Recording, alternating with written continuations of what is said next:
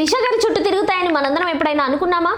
విజయ్ గారు తనని ఏమన్నా ఊరుకుంటున్నారు కానీ త్రిష గారిని ఒక్క మాట అన్నా సరే వాళ్ళ మీద కేసులు పెట్టి జైల్లో వేయించేస్తున్నారు. మనందరం చూసాం ఎలక్షన్ బిఫోర్ కి వాళ్ళ మీద ఎన్ని ట్రోల్స్ వచ్చాయో. రీసెంట్ గా ఆయన బర్త్డే రోజు కూడా ఒక పోస్ట్ పెడితే ఎన్ని ట్రోల్స్ వచ్చాయో మనందరికీ తెలిసిన విషయమే. డిఎంకే పార్టీ, అన్నా డిఎంకే పార్టీ ఇద్దరు కలిపి త్రిష గారినే టార్గెట్ చేస్తున్నారు. ఎందుకంటే విజయ్ గారిని ఏమైనా అనాలి అంటే త్రిష గారిని కదిలించాలి కాబట్టి. నాకు అర్థం కాని విషయం ఏంటంటే ఇక్కడ త్రిష గారు ఎప్పుడు కూడా రాజకీయ విమర్శలే చేయలేదు. అసలు రాజకీయాలకు వచ్చి ఒక్కసారి కూడా మాట్లాడలేదు. అయినా కానీ తన ప్రస్తావన తీసుకొస్తున్నారు. గతంలో డిఎంకే ఎమ్మెల్యే రాధాకృష్ణన్ గారు కూడా త్రిష గారిపై వ్యాఖ్యలు చేయడంతో ఆయనపై కేసు పెట్టి మరీ జైల్లో వేయించారు.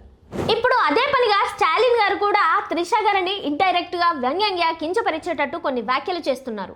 కావేరీ జలాల మధ్య తమిళనాడు కర్ణాటకకి ఇష్యూ జరుగుతున్న విషయం మీ అందరికీ తెలిసిందే. కానీ ఆ విషయాన్ని ఒక సభలో మాట్లాడుతూ ఆయన జలాలు ఎక్కడ పారాలో అక్కడే పారుతున్నాయి అన్నట్టుగా ఇండైరెక్ట్ గా అక్కడ ఉన్న వాళ్ళ కార్యకర్తలు కూడా త్రిష త్రిష అని అనడం అయితే జరిగింది. సో దాని గురించే కేసు నమోదైంది. వీళ్ళేంటి మద్రాసులో ఆల్రెడీ ముందస్తుగా బెయిల్ తెచ్చుకున్నారు. ఆ అరెస్ట్ ఆగిపోయింది. కానీ ఇప్పుడేమంటున్నారు స్టాలిన్ గారు, నేనేది ఉద్దేశపూర్వకంగా అనలేదు, అసలు నేను ఆవిడ గురించే అనలేదు అని అంటున్నారు. కానీ ఈ కావేరీ జలాల ఇష్యూ గత కొన్ని దశాబ్దాల నుంచి తమిళనాడుకి కర్ణాటకకి జరుగుతున్న విషయం మీ అందరికీ తెలుసు. అందులోకి కూడా ఇలా ఆడవాళ్ళను లాగి మరీ వాళ్ళని ఇండైరెక్ట్గా టార్గెట్ చేయడం అనేది కరెక్ట్ కాదనిపిస్తుంది. మీకేమనిపిస్తుందో కామెంట్ చేయండి.